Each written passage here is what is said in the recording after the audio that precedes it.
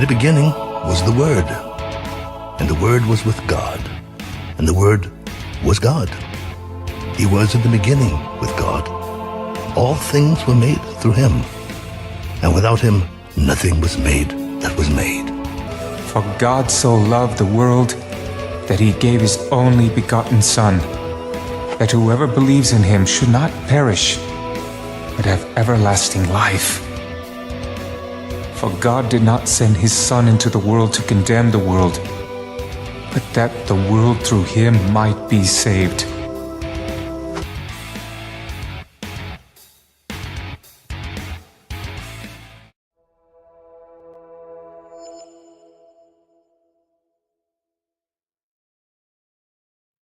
Well, hello there, ladies and gentlemen. Welcome to the show. Come on in. Take your shoes off. Set a spell. Let's have a good time tonight. Let's learn some stuff. My name is Jake Johnson, and this is Untethered Live on a Monday night. It's Monday.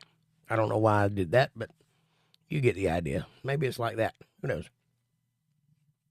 Anyway, tonight we are in the great book of Deuteronomy, chapter 4. Verse 20, for you pot smokers out there. We are in 420. That's where we start.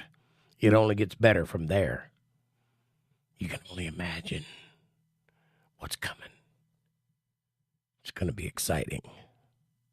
I don't know why I'm building it up so much, but it's going to be exciting. Started out as a good story anyway. We'll see where it goes. How is everybody? How's your weekend? I hope you're ready for work. Had a good day today. Ready for a solid week of getting to the grindstone.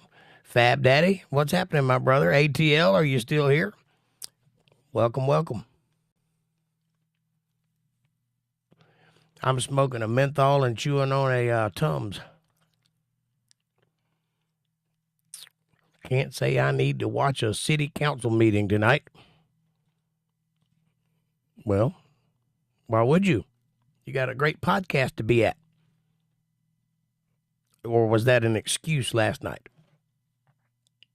Or whenever it was you said that. I don't remember. I remember you saying it, but I don't remember when. Either way, I prefer you to be here. I think you'll learn more here than you would at a city council meeting. Definitely get a lot less triggered.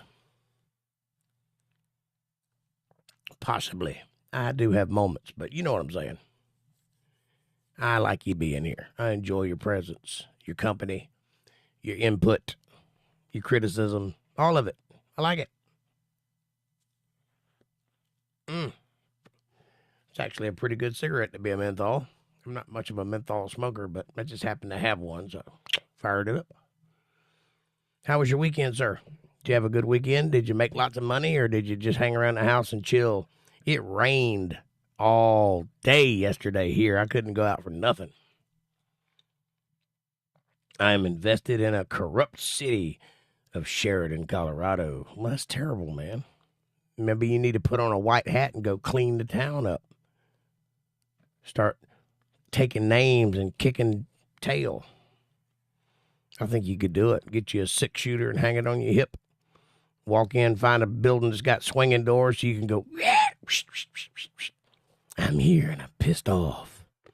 Anybody want to dance? Do that, see what happens. They just arrested 2 of your friends? That's not good.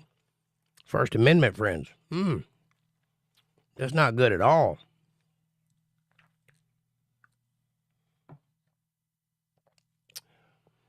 For attending the meetings and bogus warrants. I'm sorry you got to go through that, man. I'm sorry the world's falling apart as it is. It's just further proof that you need to be right here studying this word, because we are squarely, I believe, in the middle of the tribulation. I believe it won't be much longer and things are going to start ramping up, going faster and faster. That's not to say I know when Christ is coming back. I don't, nor does anyone else. Only the Father knows the hour.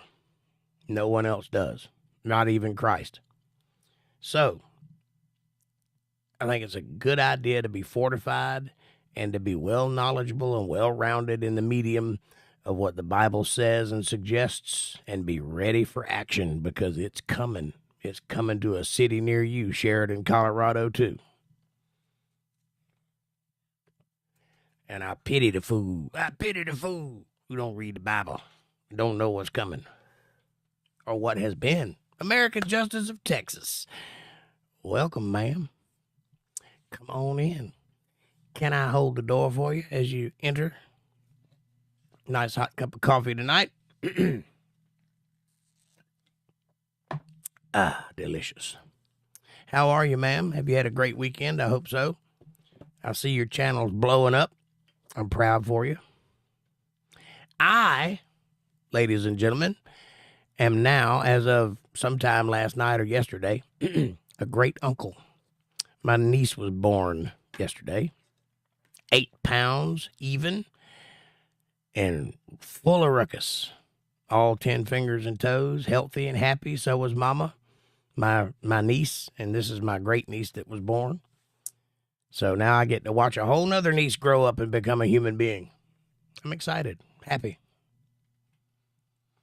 I'm hanging in there, doing the best I can with what I have. Well, you're doing the Lord's work. Keep doing it. You're doing a great job.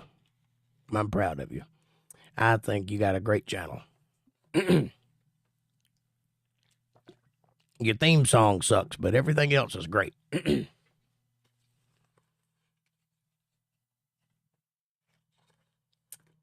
Anyway, I became a nana in February. Congratulations to you as well, ma'am. That's always fun. This is like having grandkids, only it's not my kid. So it's the best of both worlds. I can go play with her and then leave her with her mama. I like that idea. Kids are a handful. Her name is Bella Lynn, by the way. Bella Lynn. What a name. No relation to the vampire, I don't think. I mean, it's possible.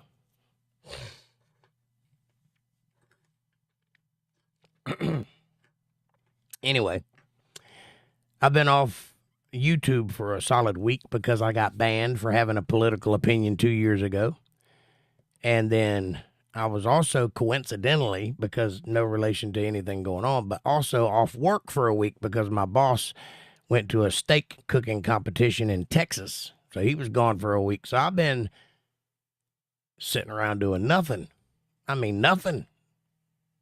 Hey, Jeannie, welcome to the show. Come on in. Pull up a chair. Join the conversation. Anyway, a whole week of nothing to do. I did do 2 shows this weekend with my 2 bands. But other than that, nothing. I mean, nothing. I don't know what to do with myself. I'm like going through withdrawals, literally and figuratively. Crazy. It's a crazy world we live in. But I left a message for them on my podcast last night. If you guys are into that idea, go check out the first 5 minutes of the show. You'll see what I had to say about how I feel about YouTube. And that brings me to the next thing I need to say. Please, pretty please, with sugar on top and a little cherry, if you have a minute, open up a new tab and go over to my Rumble account. That's rumble.com/UntetheredLive, all one word, and hit subscribe. It's free. It won't take you just a minute. I don't care if you ever go back to that channel, but I need the subscriptions so that I can start live streaming over there. There's a certain number of subscribers I need to have over there before they'll let me live stream.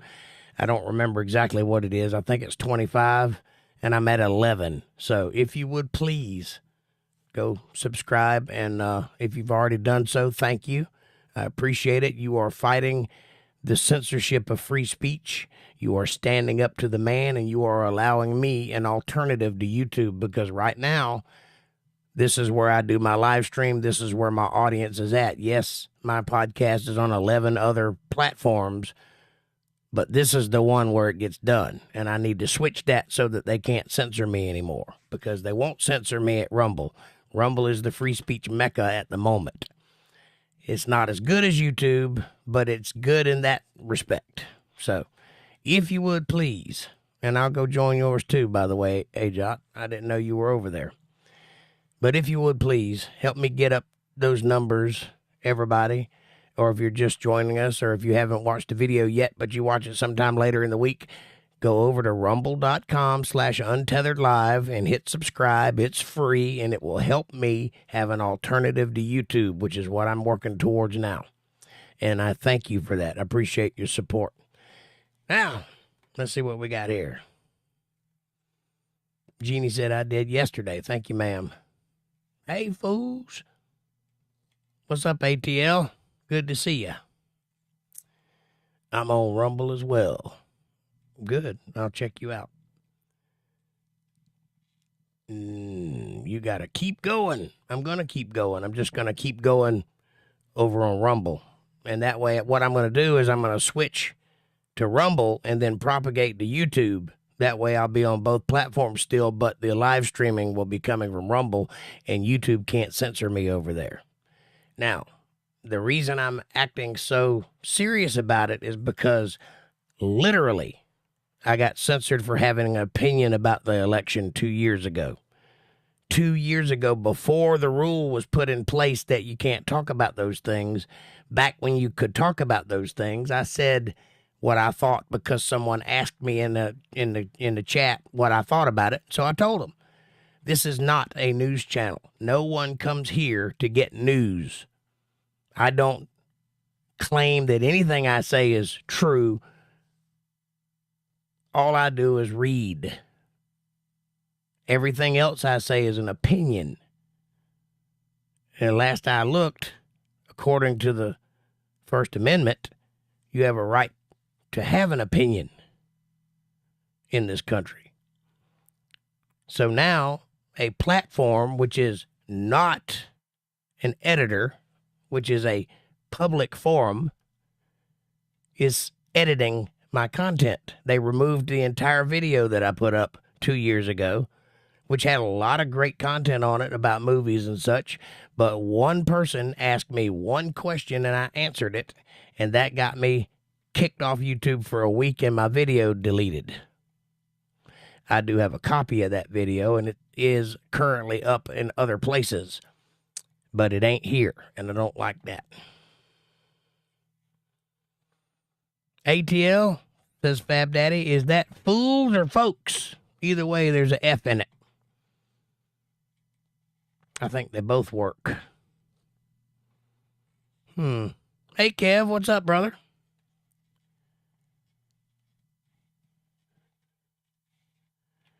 Fab Daddy says, hello, Kev. Welcome to the show. Come on in. Good to see everybody. Please go over to rumble.com one last time. Go over to rumble.com/UntetheredLive and hit the subscribe button. It's free, and it will help me build up a audience where I can start live streaming over there and then propagate to YouTube rather than live streaming on YouTube and propagating to everyone else. I think it'll be better that way, and it'll definitely be freer that way. So please do help me out with that if you can, if you will. We are nothing but a ship of fools. It's deep, man. Carrying in the wind. Either that's deep or you've been listening to Bob Dylan again. Either way. Nice. How's everybody doing? Are you guys having a good time so far?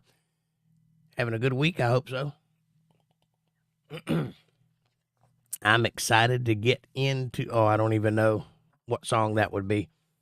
I was just making up a joke and it didn't work apparently. Either way, I'm excited to get into the Bible.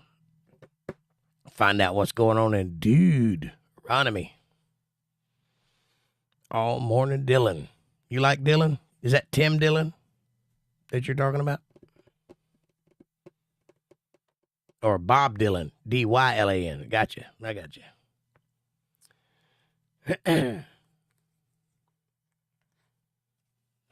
I'm just batting 1,000 tonight. Can't get it right. That's okay. We're starting in 420, which is, code for it's time to spark one up. Bobby Dylan. 420. I got you. Well, we're getting started here in just a couple minutes. I just want to give everybody else a chance to come in that's going to come, and we'll get started. Anybody else have anything to report? Any good news or bad news or indifferent news or things that aren't news at all? I'm all ears. Bring it on. I did have a couple of decent shows this weekend, if you guys are interested in that sort of thing. I played in my band on Friday and in my country band on Saturday, and both shows were excellent. Both shows got repeated gigs added to the calendar because of, and my Marshall performed like a beautiful genie, granting my every wish. That's this little girl right here, for those of you that don't know what I'm talking about. And there's my two tellies leaning up against it. I'll show you. Telly number 1. Very nice. It's a Series 10 Telecaster. Copy.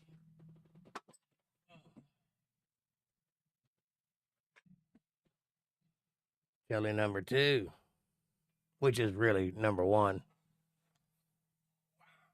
Look at that. Ain't that pretty?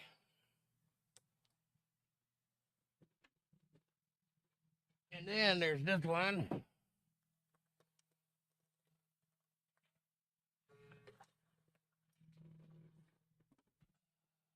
Those are my tools. Nice. I played guitar on YouTube Saturday. Excellent. Is it recorded? I'll go check it out. Or whose channel was it on?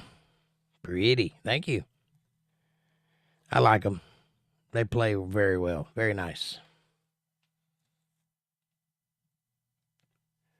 Those are my workhorses right there. Those are the 3 that I usually use on stage. And they're the best playing of the 30 that I have. Well, there may be 1 or 2 that plays better, but those are my favorites. And they're all special. Like, I've done things to all of them. They're not stock in any way. The green one has 25/25s in it, Nashville style pickups. Or Nashville 25/25, I think that's what it is. Either 25 or 50, I can't remember. But that's the name of the pickup, Nashville 25/25. I think that's what it is. Basically, what they do is they roll off the high end, and they make the transition between the front and the back real smooth, and they raise up the volume of the low end and cut the highs on the high end, so it has that kind of a plucky sound, like for Nashville picking, like chicken picking type stuff. That's what they're designed for. And the other one has a set of Fat Cat hot rods in it. And then this one over here's got PAFs in it, which are old Gibson style pickups. Yes, on Devo's Weed Chronicles, I chunked. What does that mean? I chunked it. Does that mean you threw up or you got rid of the video? Or you were playing real hard? Which one? Either way, I'd like to see it. I haven't heard you play guitar yet. I have heard Branded 64 play guitar, but I haven't heard you yet. And you've all heard me not play very well.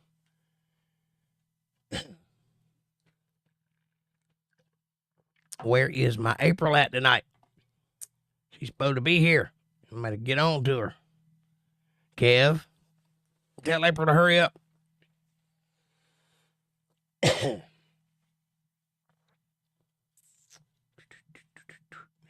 Okay. Anyway, that's my setup there.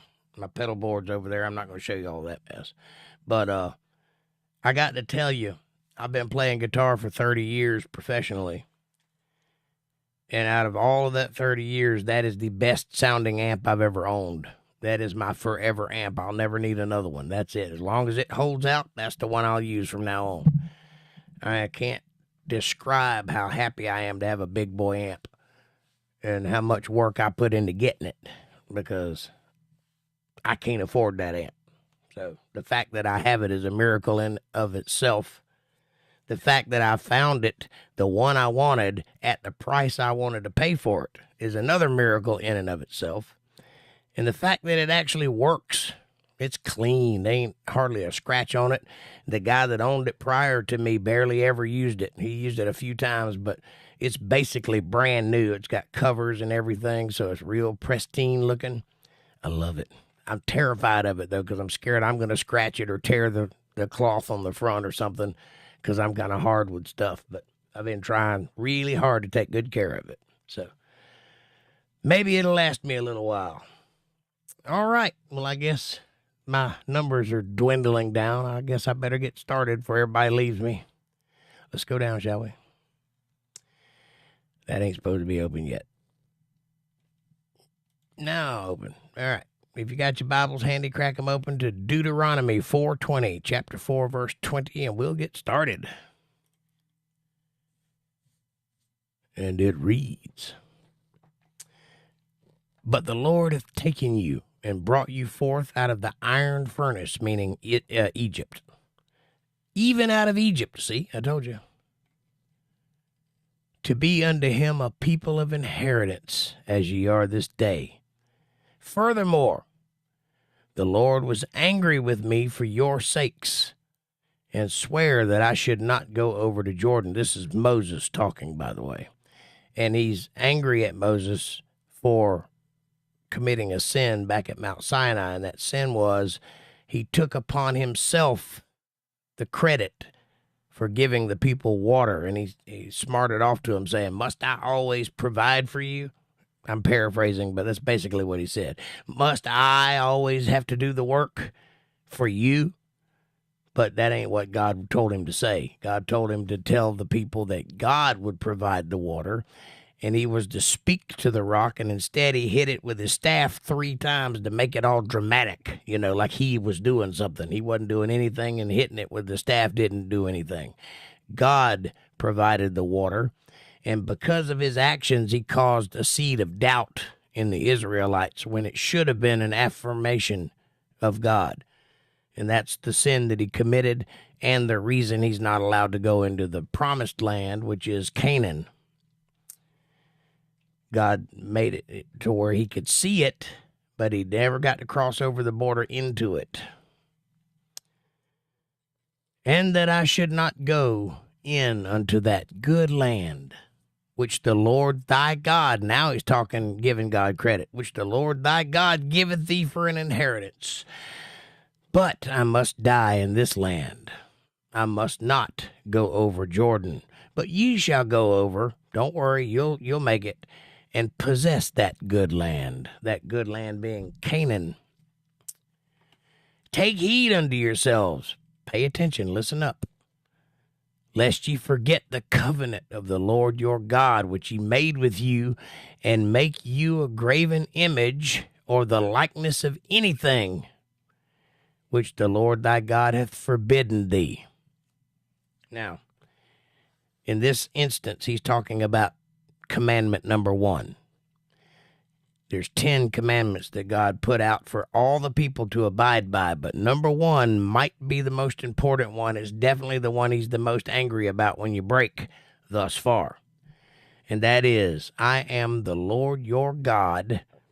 You shall have no other gods before me. Make ye no graven images." I'm paraphrasing, but that's what he said. Don't worship anything but me. I'm the God. I'm the creator of all things. I'm the one you put your faith in, says God, not these sticks that are carved, or these stones that are carved, or these golden statues that are carved by man that have no power and cannot save you. I am the Lord your God, and he does not like it one bit. So what Moses is telling the people is, pay close attention to me right now. Do not forget the covenant, which is the promise made by God to your fathers and to you by proxy, that if you follow these commandments, these rules, if you follow my judgments and my, the other word I can't think of, precepts, I don't remember. Anyway, if you do that, then I will give you the promised land for an inheritance, and I will protect you while you're there. God does all the work here. It's on the people to just not go astray. It's that simple. But for some reason, we seem to not be capable of not going astray. "For the Lord thy God is a consuming fire, even a jealous God." He does not like it when you give other gods attention, especially when they're fake. "When thou shalt beget children and children's children." and ye shall have remained long in the land, and shall corrupt yourselves, and make a graven image, or the likeness of anything, and shall do evil in the sight of the Lord thy God, to provoke him to anger. Yes, he gets very angry when you do things like that. I call heaven and earth to witness against you this day, that ye shall soon utterly perish from off the land whereunto ye go over Jordan to possess it. And ye shall not prolong your days upon it, but shall utterly be destroyed. Understand, Moses is swearing to God right now that if you do this thing that he does not like, this thing that makes him rage with jealousy, first of all, you're a dummy. And second of all, you'll die very quickly thereafter. I'll see to it, says Moses, even though I'll be dead. I'll make sure it happens. April, welcome to the show. You made it. How is everyone doing tonight? Good to see everybody. Well, everybody's happy to see you too, especially me. And I'm doing quite well, thank you. How are you? And the Lord shall scatter you among the nations, and ye shall be left few in number among the heathen, whither the Lord shall lead you. You want to act like a heathen? He's going to send you to the heathens and let you become one of them. Right now, you are special. Right now, you are chosen of God. You are the elite. You are God's children. This group of 12 tribes called Israel. But if you want to act like a heathen, you can damn sure go live with them. You won't be living here in Canaan with the good people.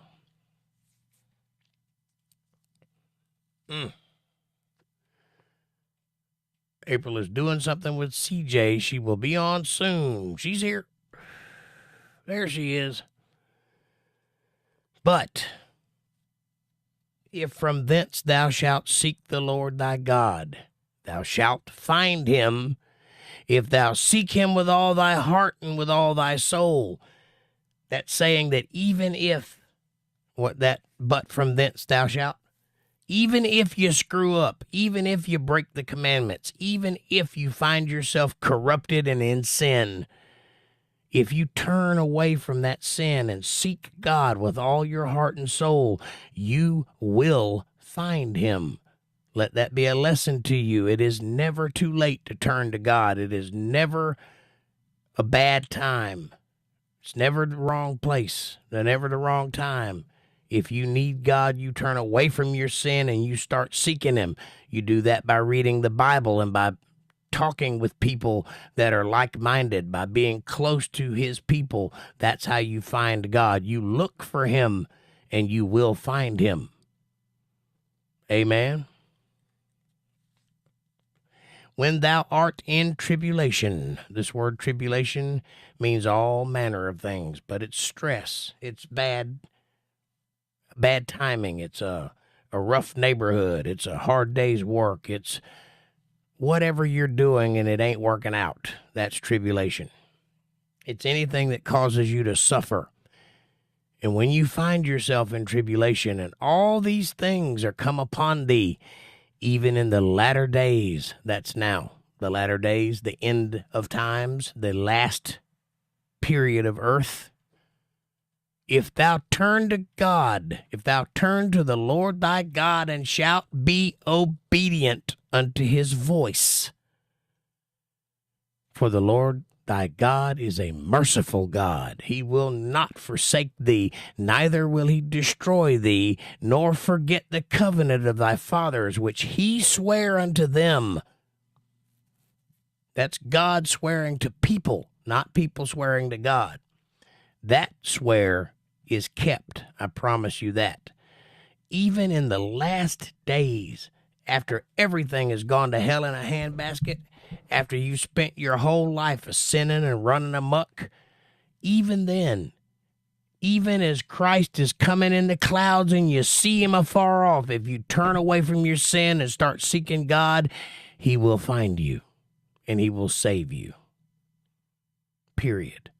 Trust me on that. It's never a bad time. It's never too late.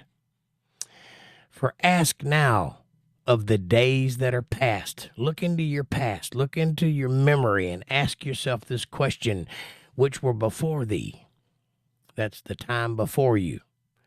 Since the day that God created man upon the earth. That's all the way back to Genesis 1:1. That's back in the beginning. No, I don't mean 1:1. I mean that book. Go all the way back there and ask yourself. Ask from the one side of heaven unto the other, whether there hath been any such thing as this great thing is, or hath been heard like it. There's nothing like it. There's never been anything on earth like our Father God, like his promise to those people. Never before and never since, never afterwards. That covenant is the most God thing God has ever done. He meant it, and he has kept it through thick and thin, regardless of what the people did. Did ever people hear the voice of God speaking out of the midst of the fire, out of the pyramid, midst of the fire? As thou hast heard and live. Has anybody ever heard the voice of God and survived it? No. Enoch just glanced at him and he fell over dead. God had to resurrect him right there on the spot. You cannot withstand the presence of God, or his voice would tear you to shreds. It would burst your innards, I assume. But that's what Moses is saying. Has anybody ever on earth, from the beginning until the end, has anybody heard the voice of God like you've heard the voice of God and survived it? No. The answer is no. Or hath God essayed to go and take him a nation from the midst of another nation by temptations, by signs, and by wonders, and by war, and by a mighty hand, and a stretched out arm, and by great terrors, according to all that the Lord your God did for you in Egypt before your very eyes? I added the word very, but you know what I'm saying. Has he ever done that before? Has he ever brought a nation out of another nation as he did in Egypt, where he took the nation of Israel out of slavery and out of bondage by way of 10 miracle plagues that struck the world, culminating in the death of the firstborn of all the Egyptians, including the Pharaoh's son, which finally broke him and allowed his slaves to go free. Unto you it was shown that thou mightest know that the Lord, he is God. There is none else beside him.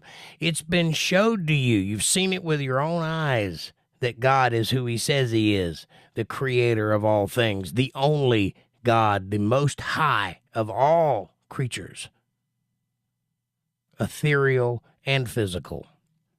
There are no others besides him. He is God. Out of heaven he made thee to hear his voice, that he might instruct thee, to teach you how to do what he wants from you. And upon the earth he showed thee his great fire, and thou heardest his words out of the midst of the fire, out of the pyramid. It's funny they keep saying those words, midst of the fire. That is in the middle and fire. Pyro-mid. In the middle, in the midst of the pyro, which is fire, Greek for fire. Funny that. And because he loved thy fathers, Isaac, Abraham, and Jacob, therefore he chose their seed after them, you, and brought thee out of his sight with his mighty power out of Egypt, to drive out nations from before thee, greater and mightier than thou art, to bring thee in, to give thee their land for an inheritance, as it is this day. He has allowed these Israelites to beat armies 3 times their size and strength and number and any other metric by which you want to judge them. They were the superior armies. And yet, this little ragtag of 12 tribes beat every one of them that God put them against. And then he gave the Israelites their land, kicked them out, and let the Israelites move in as an inheritance forever. That's how much he loves these people. Know therefore this day and consider it in thine heart, that the Lord, he is God in heaven above and upon the earth beneath. There is none else. There are no other gods. He is it. How do you know that your God is the right one? Because you've got the Islam people have their God, and the other people have their gods, and the Norse people have their gods, and the Egyptians have their gods. How do you know you're right? Because out of all of them, this one is the only one that makes this claim, because he is the only one that can. You go ahead and read up on all the other gods mentioned in the world, all of them. Go ahead and look at every one you can find, and even make up a few if you want. None of them claim to be the creator of all things. All of them come from within creation itself. None of them are the creator of creation. But this one says so, because he is. This one is the Most High God. He is the creator of creation itself, of all things, of this realm which we find ourselves living in. No one else can make that claim. They would be laughed out of existence if they did, because no one else can do what God has done, which has been witnessed by people many times over and written about many times over. Thou shalt keep, therefore, his statutes. That's the word I was trying to remember, statutes. And his commandments, which I command thee this day. I'll lay it all out for you. I'll tell you what's being said, what's being required of you. I'll tell you all the commandments and all the statutes, but you have to remember them and obey them. That's what Moses is saying to these people. I'm not going to be with you much longer. I'm going to die here shortly. So you need to know this stuff, says Moses, that it may go well with thee and with thy children after thee, and that thou mayest prolong thy days upon this earth, which the Lord thy God giveth thee forever. So God gives you the life that you have, and you can prolong it. You can make it longer by following the word of God. Yes, absolutely. If you are obedient and you follow every one of the statutes and commandments and judgments of God, if you stay in that righteous path, you will have more life than you would otherwise. Period. Thank you, Ceiling Fan Man. I appreciate your support, and thanks for listening. Come on in. Join the conversation. Oh, by the way, how long does that setup last? How long will it last that if you follow God's words and do right, that your life will be prolonged? How long is that period of time? Forever. That means all throughout history until the end of time, if you do what God says do, and if you follow his words to the letter, your life will be longer. Simple. Notwithstanding, car wrecks and planes falling on your head, lightning strikes, and that sort of thing. But just as a general rule, your life will be longer, period. Then Moses served 3 cities on this side of Jordan towards the sun rising. Is that served or severed? I think it's severed. Moses severed 3 cities on this side of Jordan towards the sunrise, that the slayer might flee thither. That means these are refugee cities, sanctuary cities. We talked about this briefly a couple of weeks ago, where if you commit murder or you're accused of committing murder and your trial is set, and, you've got to survive trial, because whoever was murdered, their family is going to want blood. They're going to want vengeance. So they're going to naturally come after you or hire somebody to do so. But if you go to one of these sanctuary cities, it's the law. you're safe until you're sentenced, period. I'm paraphrasing, but that's basically what it means.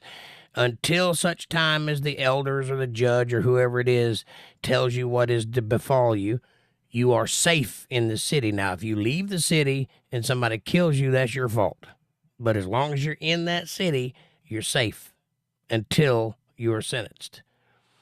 That's excellent, Jake. Thank you, ma'am. I appreciate you. Which should kill his neighbor unawares. This is if unintentional manslaughter. There's a word for it, but I can't think of it. But say you killed somebody by accident and hated him not in times past, and that the fleeing unto one of these cities he might live. That's the point, that he doesn't get vengeance taken out upon him while he's in this city, because he is awaiting trial, because you're innocent until proven guilty, which is established in the law 4,500 years ago in this time period from Moses, who gave the law, which we all live by to this day, or some version of it. Our laws are based on these laws. So just understand that this is not a new concept or an American concept. This has been going on since the beginning of law, that you're innocent until proven guilty, that there is a procedure by which you come to the verdict of guilty by examining the evidence, by eyewitness testimony, that sort of thing. And if none of those are available, by the judgment of the man in charge, which would be the judge, namely Bezer in the wilderness, in the plain country of the Reubenites, and Ramoth in Gilead to the Gadites, and Golan in Bashan to the Manassites. Those are the three cities. Bezer, Ramoth, and Golan. If you go to one of those cities, you are safe until you're convicted of whatever guilt you have, if it was done by accident. Now, we're going to move on. And this is the law which Moses set before the children of Israel. These are the testimonies and the statutes and the judgments which Moses spake unto the children of Israel after they came forth out of Egypt. On this side of Jordan, in the valley over against Beth Peor, in the land of Sihon, king of the Amorites, who dwelt in Heshbon, whom Moses and the children of Israel smote after they were come forth out of Egypt. And they possessed his land, and the land of Og, king of Bashan, 2 kings of the Amorites, which were on this side of Jordan, towards the sun rising. That's east, by the way. From Aror, I can't even say that word. I'm just going to call it that. Which is by the bank of the river Arnon, even unto Mount Sion, which is Hermon, Mount Hermon. Mount Hermon is where the fallen angels came down, by the way, in case you're interested. A lot of things happen on Mount Hermon. And all the plain on this side of Jordan eastward, even unto the sea of the plain under the springs of Pisgah.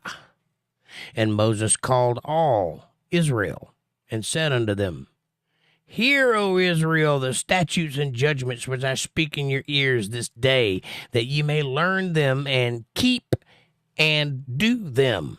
That's a 3-way stipulation. Learn, keep, and do. Remember those 3 words. They're necessary for the judgments and statutes of God. You must learn, keep, and do them. The Lord our God made a covenant with us in Horeb. The Lord made not this covenant with our fathers, but with us, even us, who are all of us here alive this day. This is a new covenant.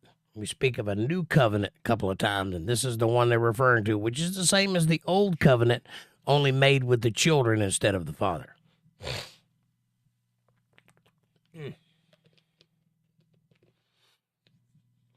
The Lord talked with you face to face in the mount, out of the midst of the fire. There it is again. I wonder where this was at. Where is the midst of the fire at, I wonder? Well, there's another way to say that. Pyramid. Pyro is the Greek word for fire. and in the midst of the fire would be a pyramid. It's just interesting that that keeps coming up in that phrase, the way that that's spoken. Just point it out, put it on a shelf, and remember that it said, I stood between the Lord and you at that time to show you the word of the Lord. That was Moses standing there with the 10 Commandments. For ye were afraid by reason of the fire. I bet I'd be afraid too. And went not up into the mount. That is not why you went up into the mount, or didn't. They didn't go up into the mount because God said, don't let anybody set foot on this mountain other than you, or I will kill them where they stand. That's why they didn't go up there. It had nothing to do with being afraid of the fire, Moses. You might be remembering this a little wrong. However, I remember it because we just read it not too long ago, and that's what was said. I stood between you and the Lord at that time to show you the word of the Lord, for you were afraid by reason of the fire and went not up into the mount, saying, I am the Lord thy God, which brought thee out of the land of Egypt from the house of bondage. Thou shalt have no other gods before me, says God. Thou shalt not make thee any graven image or any likeness of anything that is in heaven above, or that is in the earth beneath, or that is in the waters beneath the earth. Thou shalt not bow down thyself unto them, nor serve them, for I, the Lord thy God, am a jealous God, visiting the iniquity of the fathers upon the children unto the 3rd and 4th generation of them that hate me, and showing mercy unto thousands of them that love me and keep my commandments, says God. No gods. I don't even want to see you bowing down to a cross. First of all, Christ ain't on that thing anymore, so crucifixes are out, and they're disrespectful and a little bit offensive. My father came off of that cross. What about yours? Second of all, it is, in fact, a graven image. Don't pray to a picture of Christ. Don't pray to that cross. Don't bow down to an altar. These things are contrary to what God wants. And if you've done it in a church, your church is in the wrong. Thou shalt not take the name of the Lord thy God in vain, for the Lord will not hold him guiltless that taketh his name in vain. What does that mean? Why does everybody say that, and what does it mean? I'll tell you what my opinion is. I don't know this to be 100% true, but this is what I've always lived my life by, and this is what I believe based on the words that I've read over the years and years and years of study that I've done. I do not believe that saying words like God damn, I don't think, or Jesus H. Christ, I don't think that's what that means, to take his name in vain. What I think it means is like Kenneth Copeland, one of these televangelists that are on TV, saying that God told him so-and-so, and now he's relaying the message to you when, in fact, God never said a word to him. He is capitalizing on an idea that he claims God gave him so that he can extract money from you, despite the fact God has never spoken to that evil man. That's taking the Lord's name in vain. Pretending that God told you to do something and telling other people, or praying out loud, pretending that God is hearing your prayers while other people look on and are confused and misled by your lies. That's taking the Lord's name in vain, not the other thing. The other thing is just language. It's stupid. It doesn't matter. God doesn't care what you say for the most part, I think. It's my opinion, and I'm sticking to it. Won't you follow me if you believe me? Keep the Sabbath day to sanctify it, as the Lord thy God hath commanded thee. 6 days thou shalt labor and do all thy work, but the 7th day is the Sabbath of the Lord thy God. In it thou shalt do no work. Thou shalt not do any work. Thou, nor thy son, nor thy daughter, nor thy manservant, nor thy maidservant, nor thine ox, nor thine ass, nor any of thy cattle, nor thy stranger that is within thy gates, that thy manservant and thy maidservant may rest as well as you do, as thou. Huh? It's very simple. The word Sabbath means to rest. It means refuge. It means sanctuary. It means peace. It means protection, being under the wings of God like a hen holds her chicks under her. It's protection from all things. God's refuge. God's fortification, his fortified walls around you. That's what sanctuary and Sabbath mean. So what day is it? Is it Sunday? No, that's a Catholic Church thing. They changed the meaning of these 10 commandments that I'm now reading you so that they could prolong the work week and make more production without stopping in the middle. The actual day, and yes, it has been kept since the Garden of Eden all the way through time because it is incumbent upon the Jews to keep the Sabbath. It is very important because their soul is in danger if they don't. Now, it's just those 12 tribes, the peculiar people set aside by God to be different than everybody else, to have all kinds of rules and rituals and stuff they live by and go by that nobody else has to do. But they do. And it's very important that they keep those things. So they have been paying attention since the beginning. They know when the Sabbath occurs every week, and it has kept all the way through time. Coincidentally enough, our calendar has been changed about 3 times over the course of time we've been keeping calendars. But all 3 times, those changes were made as to not disturb the Sabbath day. Days were added or removed, but the Sabbath, the 7-day week, has always remained intact from the beginning of recorded history, which happened in the Garden of Eden by Adam and Moses after him. So, the actual Sabbath day is on Saturday. There is evidence in the Bible that'll back that up. I'll point it out when we get there. One of which is when Christ was crucified and when they pulled him off the cross because of Passover, which occurred during the weekend, which the 3rd day of that would be the Sabbath. Can't touch anything dead on the Sabbath or on Passover, which is why they took him down early that Friday afternoon when he wasn't quite dead yet. So they went up and pierced him in the side and made sure he was good and dead. And they took him down. They put him in the tomb and covered it up. They did not prepare his body. They didn't wash him. They didn't dress him or pluck his beard out. None of that. Because you can't touch dead things on the Sabbath or on Passover. That's why. So that's one way you can verify it. But it's happened several other times in the Bible that we could make a well and reasonable educated guess. Saturday is the Sabbath, not Sunday. Should you keep it? Well, are you Jewish? Are you of the 12 tribes? If so, then absolutely you should keep it because not keeping it could endanger your soul. If you're not Jewish, I would say remember it and do your best to observe it because it is the day God rested from creating all of this. It's very important to him, so obviously it should be important to you, but is it against your soul? No. Unless you're Jewish, this rule isn't for you. But it is in the 10 Commandments, so I would say everybody should probably observe the Sabbath. Just saying. What's up, Brandon? Welcome to the show. Doing all right. Excellent. And remember that thou was a servant in the land of Egypt. You used to be a servant. So be good to your servants now that you have a little something, now that you're rich and you can afford servants.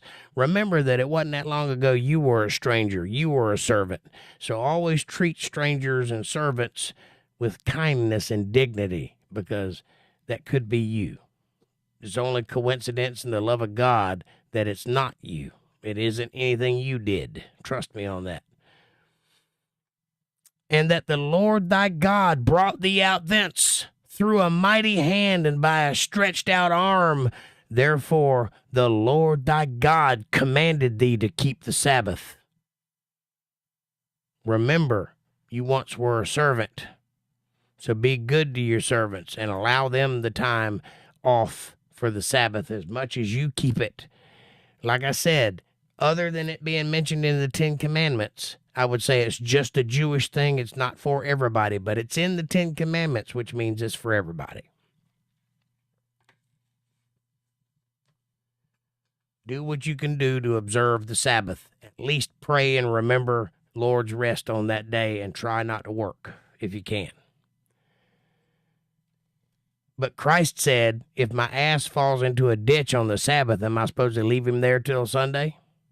No, you go get him out because it's something you need to do. So there's caveats to this rule.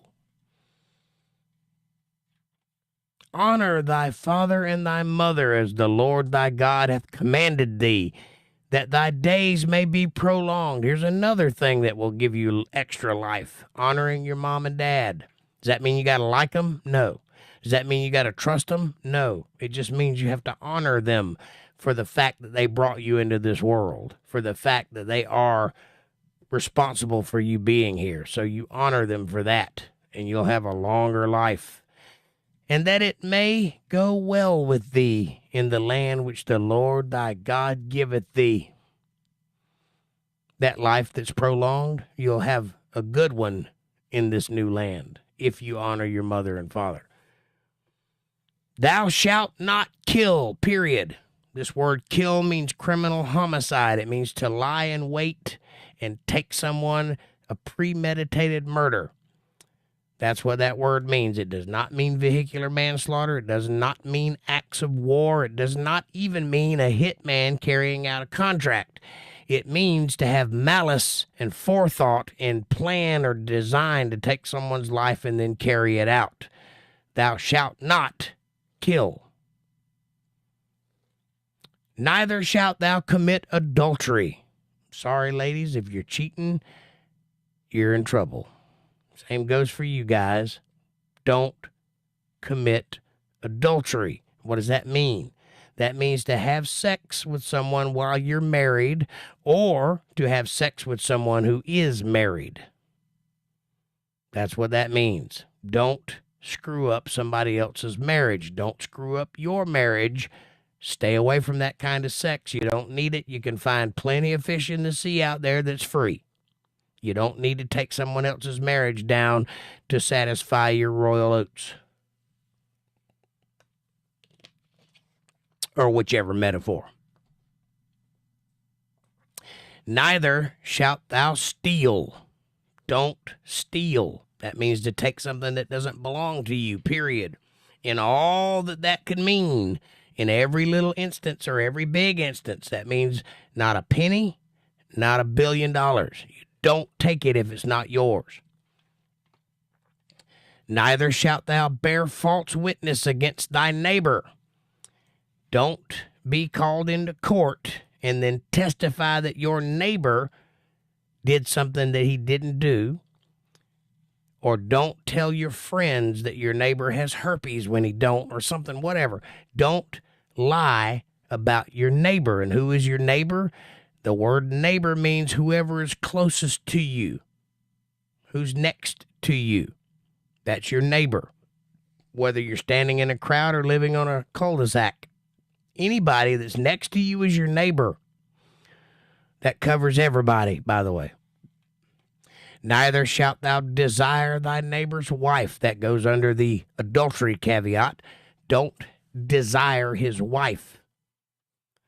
It's okay to appreciate her beauty. It's okay to appreciate her gifts and her contributions to the marriage. It's okay to like her. It is not okay to desire her. If you feel that way, you need to get away from your neighbor. Neither shalt thou covet thy neighbor's house, his field, or his manservant, or his maidservant, or his ox, or his ass, or anything that is thy neighbor's. Don't be jealous of what someone else has. If you want that, go make it for yourself. Go create it. Find a way to get it. Don't envy what other people have. Be proud for them. Be happy that they've achieved something. Don't sit there and be envious. That's wrong. These words the Lord spake unto all your assembly in the mount, out of the midst of the fire. There's that word again, midst of the fire, of the cloud, of the thick darkness, with a great voice. And he added no more. And he wrote them in 2 tables of stone and delivered them unto me, says Moses. These are the 10 commandments God gave man to live by. And it came to pass, when you heard the voice out of the midst of the darkness, there's a different one. That's not fire, that's the absence of fire.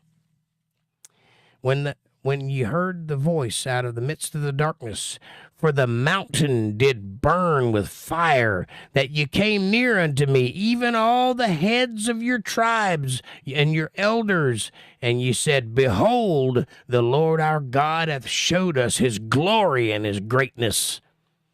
And we have heard his voice out of the midst of the fire. We have seen this day that God doth talk with man, and he liveth. Long live the king. That's basically what that phrase means.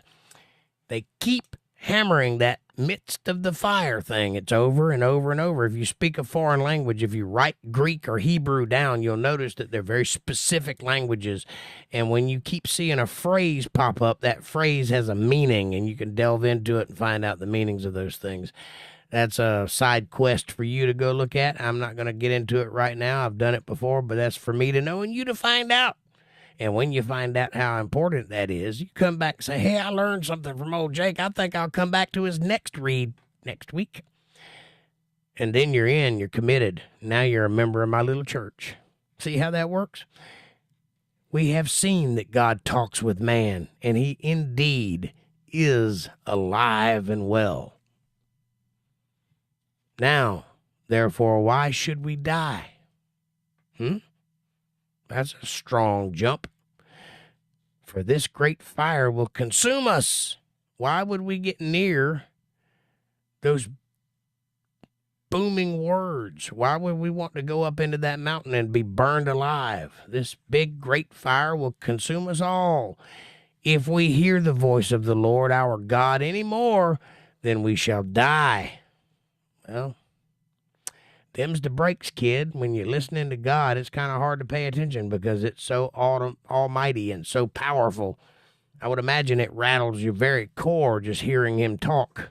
But you did indeed hear him talk, says Moses to these people.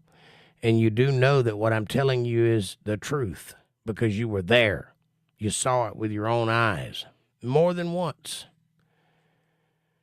For who is there of all flesh that hath heard the voice of the living God speaking out of the midst of the fire as we have and lived? Nobody. Typically, when you hear the voice of God, you're dead. Go thou near and hear all that the Lord our God shall say, and speak thou unto us all that the Lord our God shall speak unto thee. And we will hear it, and we will do it. So they charged Moses from the very beginning to be their leader, to be their voice of reason, to be their intermediary, their, what's the word I'm looking for? Mediator between them and God, because they were all too scared to go close and listen, because they thought, well, if I hear God, I'll be dead. So Moses seems to have survived it the first time he went up there. Go on back up there and you listen to what he's got to say, and then come back and tell us, and we'll do whatever you say via God. And the Lord, I'm not having a stroke, I can read. And the Lord heard the voice of your words when you spake unto me. He heard you when you said that, by the way, because God hears everything, but he was especially paying attention to us. So when you said that, when you cowered it out, he heard you. Just so you know. And the Lord said unto me, I have heard the voice of the words of this people, which they have spoken unto thee. They have well said all that they have spoken. Why? Well, if you remember correctly, They didn't go up into the mountain because they were afraid to die. They didn't go up there because they were scared of fire. They didn't go up there because they were scared of God. They went up there because God said to Moses, you come up here. Have your people build a wall around the edge of this mountain and stay behind it when they're done. If any person sets foot on the other side of that wall, I will kill them where they stand, says God. That's why they didn't go up into the mountain to hear him speak, because they knew if they stepped over that wall, they'd be dead, because God meant what he said. Oh, that there were such an heart in them, that they would fear me and keep all my commandments always, that it might be well with them and with their children forever. Go say to them, get you into your tents again. That's what God said. Go tell them all to go back, get in their tents and shut the door. Because these people aren't afraid of me, because if they were, they'd listen to me. These are stiff-necked, stubborn people. They got a lot to learn. They got a lot to figure out. So tell them to go sit in their tents and think about it for a while. But as for thee, stand thou here by me, and I will speak unto thee all the commandments and the statutes and the judgments which thou shalt teach them, that they may do them in the land which I give them to possess it. Whenever you get to Canaan, your people are going to need to set up shop rather quickly, but they can't forget about these commandments, judgments, and statutes, because that's the law by which I want them to live. That's the reason I gave them this wonderful land flowing with milk and honey, this prosperous earth. I gave it to them so that they could make prosperous themselves and grow into a great nation, which I promised Abraham when he had his first child, that it would turn into a nation. But in order for them to do that, they got to be righteous. In order for them to be righteous, they got to listen to my judgments and my statutes and my commandments. Keep them and do them. That's how you become righteous, folks. Ye shall observe to do therefore as the Lord your God hath commanded you. Ye shall not turn aside to the right hand or to the left. You keep focused with your eyes on the ball, and you do what you're required to do, and you do it with gusto. Don't get distracted by going any direction. You stay on task. That's what he's telling Moses. Ye shall walk in all the ways which the Lord your God hath commanded you, that ye may live, and that it may be well with you, that ye may prolong your days in the land which ye shall possess. It's very simple. Just do what you're told, and you'll live longer, and you'll be happy in the land I gave you to prosper from. Now, these are the commandments, the statutes, and the judgments which the Lord your God commanded to teach you, that ye might do them in the land whither ye go to possess it, that thou mightest fear the Lord thy God. That word fear is reverence, not terror. It's to revere the Lord your God, to put him in high esteem, to worship him, to keep all his statutes and his commandments, which I command thee, thou and thy sons' sons, all the days of thy life, and that thy days may be prolonged. You'll have a long life to make sure you do all that you're supposed to do, and your sons and their sons and their sons' sons forever. Keep the word of God. How do you do that? With this book that he left you called the Bible, Bibliotheca, this binder full of a library of the goings on and the comings and goings of Christians of all the like, from the beginning to the end and everything in between. It's very simple. This is a love letter to you so that you may know what God requires of you, so that there is no confusion. He puts people like me out there to interpret these words so that you can grasp it like a 3-year-old would a spelling word. It's very simple. There is not one idea between the binders of this book, between its pages, not one idea that a 3-year-old could not be made to understand. If that's true, and it is, I promise, then you shouldn't have any trouble grasping it. And if I say anything that you didn't grasp, stop me right there and tell me you didn't grasp it, and I'll go back and drill down on that idea until everyone understands. It's that simple. That's why I'm here. I'm here, and I have the unique life which afforded me the ability to accrue the education and the understanding of what I teach. I am the guy. I have the letters to prove it. If you want to know, I will tell you. All you have to do is ask.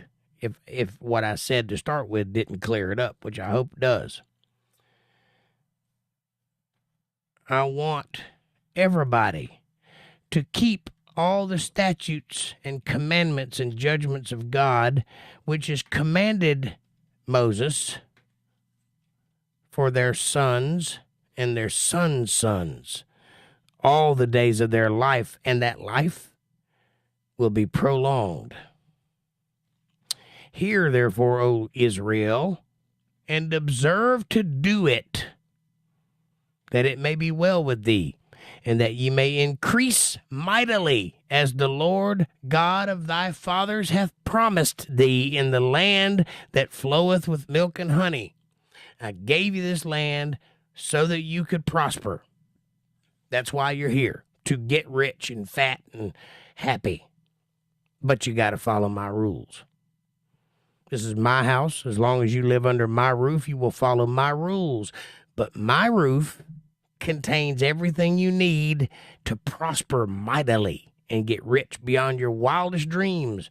But you're going to follow the rules under this roof. It's as simple as that. April says, everybody hit that like button. Subscribe and share. Give. We love you and appreciate you all. Thank you for your support. Much love. I agree. And please, anybody who's listening, take a minute, open up another tab, and go over to rumble.com/UntetheredLive. Rumble.com/UntetheredLive, and hit the subscribe button and help me build an alternative to YouTube. It's free. It will cost you nothing. All you got to do is hit the subscribe button and maybe watch a video sometime. That will give me the opportunity to fight the censorship that YouTube has placed upon all the people who work and create content here for free. It's for free.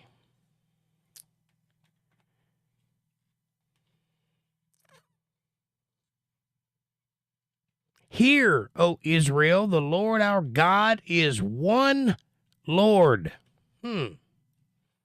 I'll read that again so the confusion can melt away. Hear, O Israel, listen to me, Israel. The Lord our God is one Lord. And thou shalt love the Lord thy God with all thine heart and with all thine soul and with all thy might. Everything you've got, you need to love God with it. And these words, which I command thee this day, shall be in thine heart. And thou shalt teach them diligently unto thy children, and shalt talk of them when thou sittest in thine house, and when thou walkest by the way, and when thou liest down, and when thou risest up. In other words, talk about it a lot. Get it in your head so that you have it memorized by rote and that you can teach it without even looking at the cheat sheet. You got that information right here in your brain. What is the information? The 10 Commandments of God, all of his statutes and his judgments and his commandments are in your head. They're already written in your heart. You know right from wrong from the get-go. All you got to do is teach it to the next person in line. Simple.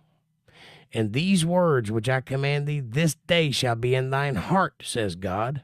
Right here. Every one of the 10 Commandments are written on your heart. And thou shalt bind them for a sign upon thine hand, and they shall be as frontlets between thine eyes. This is metaphor, obviously. It means do the work of God and pay attention to the word of God. That's what that statement means, for what it's worth. And thou shalt write them upon the posts of thy house and on thy gates, meaning that anybody that enters into your dwelling will follow the rules of God. Nobody's welcome here that don't.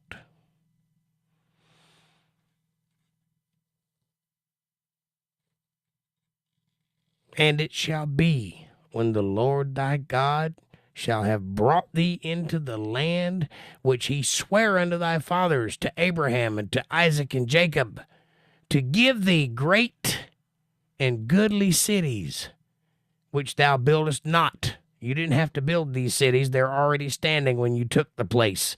You didn't have to do anything, in fact. The groves are there, the gardens are there, the buildings are there, the cities are there, the horses are there. Everything's already here and ready to go. All you got to do is start living there. Rent free. It's yours. Think about that for a minute. They didn't have to build anything. It's already there. That's a promise from God. And houses full of all good things which thou fillest not. You didn't fill these houses with all this furniture. It was already there. And wells digged into the ground which thou diggest not. Vineyards and olive trees which thou plantest not. When thou shalt have eaten and be full, then beware lest thou forget the Lord, which brought thee forth out of the land of Egypt from the house of bondage. Thou shalt fear the Lord thy God and serve him, and shalt swear by his name. What is his name? Yahweh. YHVH. That's the name. What do you call him? Call him God or Father. Call him Lord God. Call him Jesus Christ. Whatever you call him, do it often. Ye shall not go after other gods, of the gods of the people which are round about you. For the Lord thy God is a jealous God among you, lest the anger of the Lord thy God be kindled against thee and destroy thee from off the face of this earth.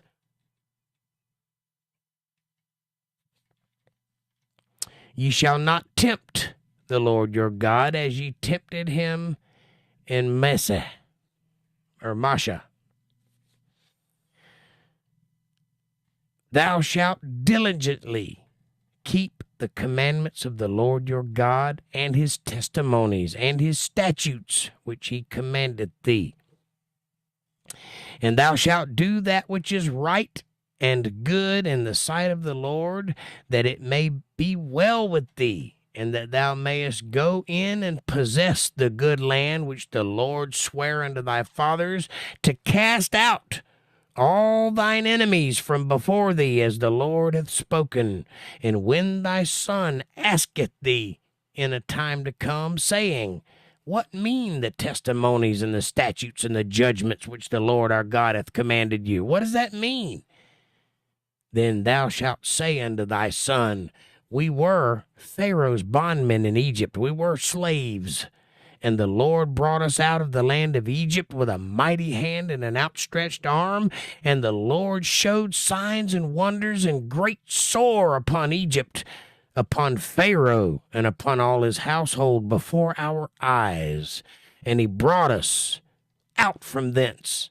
He made us free, that he might bring us in to give us the land which he swore to our fathers. After 450 years of slavery, of being in bondage to Egypt, God showed back up 450 years after they were held captive, and he brought them out, and then he set them up in a land they didn't have to build, in houses they didn't have to fill, in wells they didn't have to dig, in vineyards they didn't have to plant.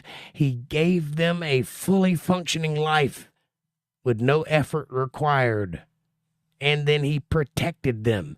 And then he made them to win every battle they came up against. This is how God treats his people. And what do they do in return?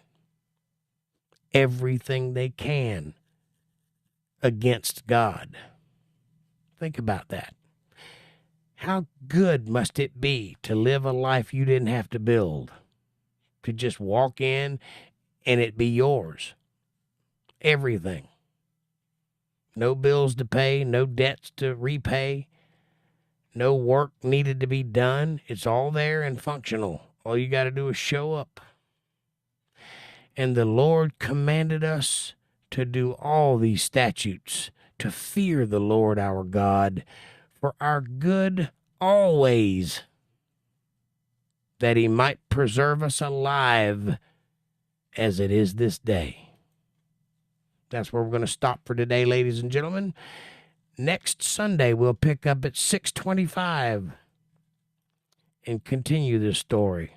My God, what a powerful read this was tonight. I hope you learned something. I hope that it touched your heart and it filled your spirit with all things to come and wonder about what's around the next corner.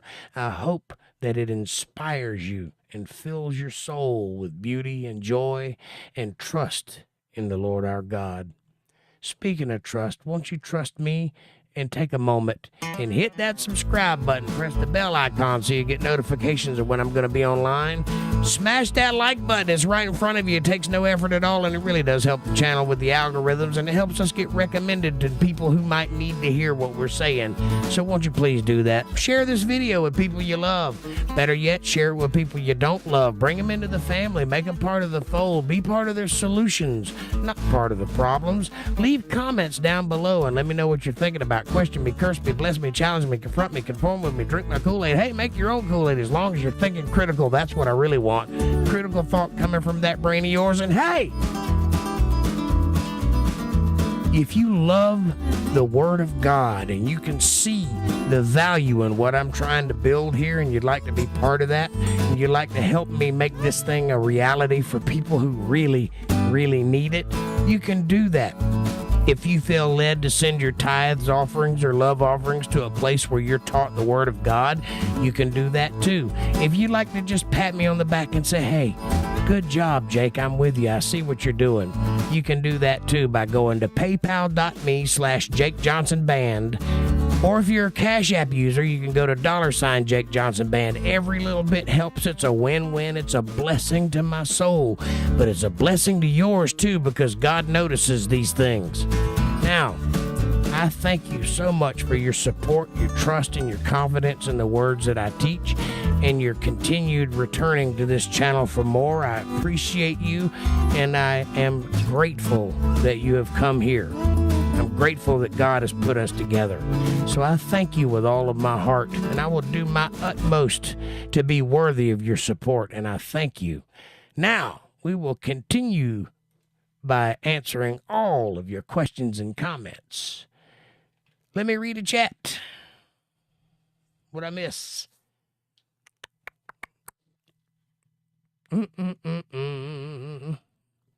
Kevin says, we are at Gators. I am actually watching you and the Puerto Rican baseball team beat the Israeli baseball team 9-0. Who do you think that Israel would have a baseball team? Who'd have thunk Israel would have a baseball team? I didn't know they even knew what baseball was. I thought it was a uniquely American sport. Guess not. ATL says, dots on the top of the letters help. Yes, you're talking about jots and tittles? Yes, they do. Brandon64 says, hey, ATL. April says, hey, ATL, love you. Good to see ya.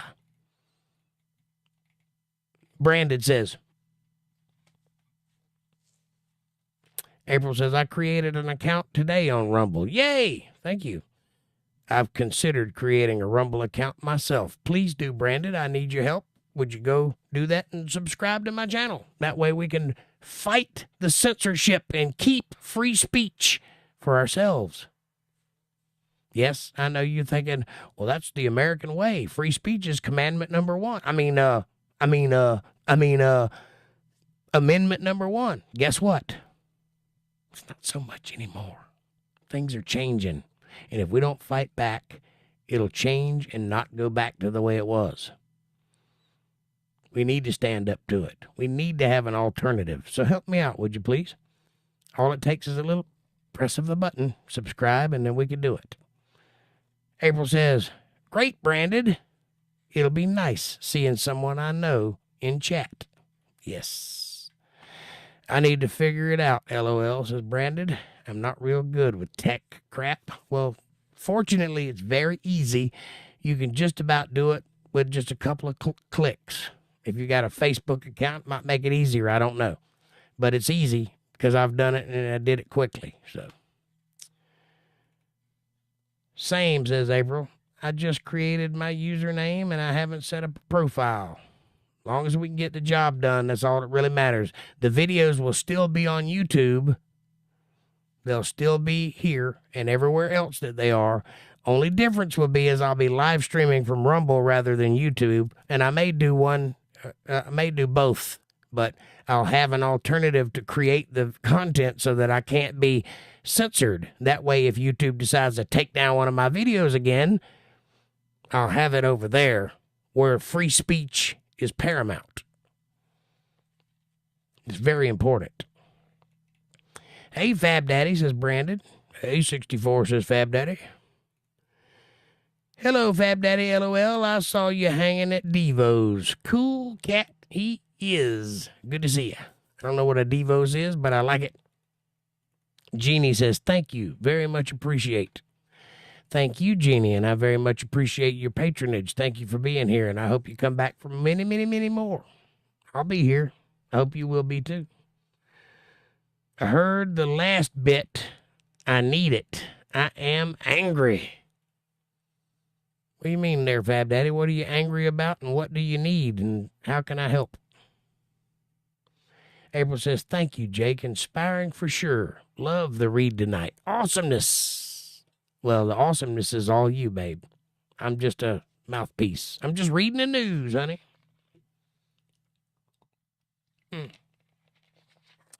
Sheridan took away public comments. That's not good. Take care, everyone. Jesus is Lord. Peace to you all. Brandon, good night and God bless. And you're absolutely right. Jesus is Lord. Thanks, Brandon, says Fab Daddy. April says, I love you all. Thanks, Brandon. Same to you, love. Nice to see you, Jeannie. And Fab Daddy said they arrested my friends, DMA and Sweet Tea. Oh, I guess that's your friends, DMA and Sweet Tea. Well, I apologize for their arrest, and I hope that they're safe, and I pray to God that they're released immediately. And hopefully they can get around whatever it is they're being detained for, because obviously it sounds like they're being detained falsely, or for no good reason, or for a reason that's illegal to detain somebody for in the first place. Either way, we need to fight powers like that, which is why I've created the Rumble account, and hopefully we can get that number up to the whatever number it takes for me to be able to live stream over there so that I'll be free of the chains of the bondage of YouTube and the new guy that's in office now. Not the government office, the YouTube office. I don't know his name, but Wojcicki or whatever her name was is gone, and there's somebody new in there now, and he's worse than she was as far as censorship goes. So it's not good. Sheridan, Colorado is corrupt. Well, I got news for you, Fab Daddy. If it's within the confines of the planet Earth, and it's a system by which is governed from someone else other than yourself, it's corrupt. I don't know of a political system that isn't. It's just always been mildly corrupt. Now it seems to be wearing it on its sleeve. We're just corrupt all over the place. Sorry to hear that, Fab Daddy. Ugh, says April. I'm sorry to hear it too. But believe me, this corruption has been deep-seated. It's rooted to the core and has always been there. Everywhere you look, if there's power, there's corruption. Absolute power corrupts absolutely. Simple as that. I really wish it wasn't that way. I wish there was some good people running things, but there aren't. They're all bad. It's just how bad. You know, there's lesser evils, so to speak. That's what voting is about. You pick the lesser evil. A good negotiation is where both parties walk away from the table feeling like they didn't get everything they wanted, but they got enough to keep them at the table. That's a good negotiation where everybody feels a bit sick, but everybody walks away with something. That's a good negotiation. That's what voting is. You pick the lesser of two evils and you walk away feeling like you've accomplished something, but you have that sick feeling in the pit of your stomach, that left wing, right wing, same bird. I would say they doubled down on stupidity, but they passed the point. Yes, they've tripled down on stupidity, huh? Yeah, they are doing quite a few stupid things these days. It's like they're allergic to money. They're allergic to success. Because they could do just a couple things and everybody'd love them for it forever.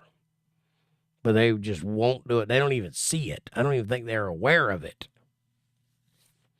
Either way, the corruption is palpable in this country and every other country.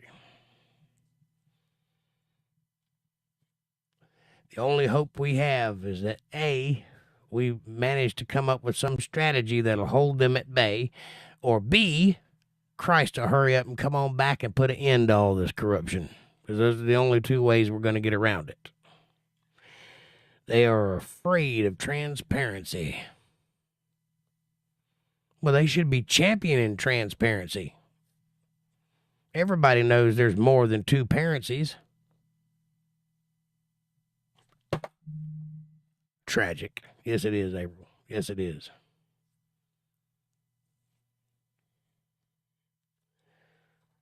We should have an activism group dedicated to giving rights to transparency.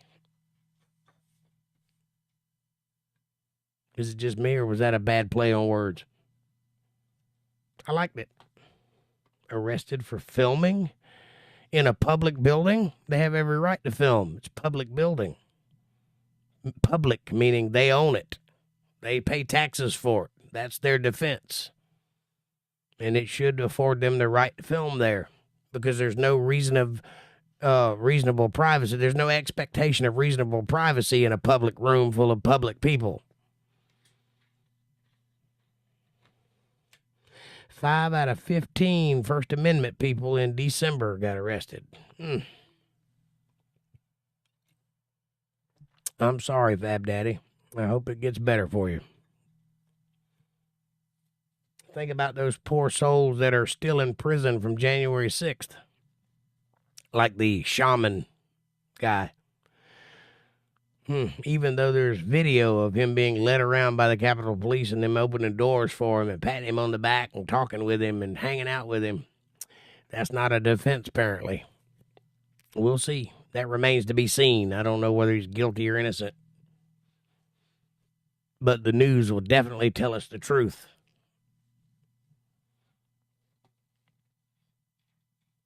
Two people trying to attend a meeting tonight got arrested for unknown warrants. Weird. April says, seriously, that'll be on front page. Seriously, that'll be on front page news for sure. Front page news for sure. It's like Leon Valley, but worse, April. I don't know what Leon Valley is, but it's worse.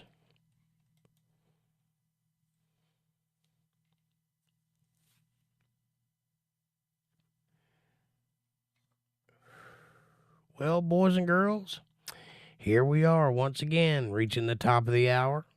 I have had a lovely evening with you all. Thank you so much for being here. Thank you for keeping the chat popping with such great comments and conversation. And thank you for your attentive listening to the Word of God through my voice. I appreciate you more than words. And I will do everything in my power to keep doing it, bringing it to you as freely and as uncensored as possible. If you would please help me with the Rumble thing, I'd appreciate that greatly. We need to get that number up high enough that I can start live streaming over there. And I think the number is 25, but I can't remember, so I'd have to check that out again. Leon Valley, Texas arrested First Amendment people and cost them thousands of dollars. I got you. Yeah, there's been quite a few of those things in Texas. Waco is one of them. The Alamo. There's lots of things going on in Texas. All bad. For such a great place to live. Anyway, I am going to go to bed because I got to get up and go to work in the morning. I've enjoyed it, Jake and Fab Daddy. That's horrible. Whoa. I enjoyed it too, April, and thank you for being here. And thank you to everybody who supports and helps the channel out with donations or with clicking links or whatever it is you guys continue to do. I appreciate you. And yes, sir, I will be here on Wednesday at 8:30 sharp Eastern Standard Time right here on Untethered Live.